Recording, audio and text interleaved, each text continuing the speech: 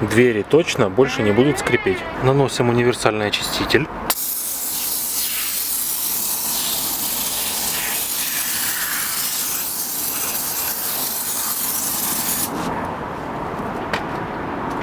И проходим кистью.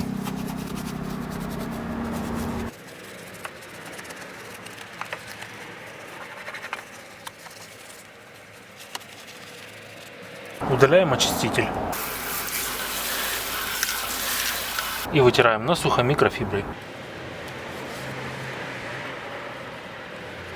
И наносим литиевое масло на нашу направляющую.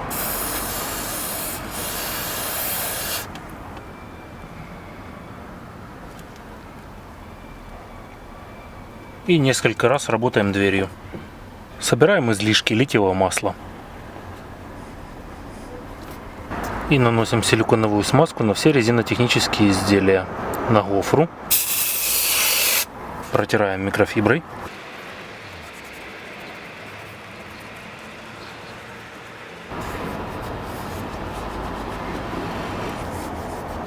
И наносим силиконовую смазку на пыльник нашей направляющей.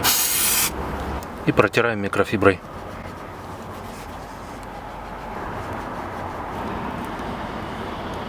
Теперь в дверном проеме чисто, и двери закрываются без посторонних звуков. Ссылка на видео о том, как обслужить направляющие стекол, будет вот здесь. Переходите по ссылочке и смотрите видео.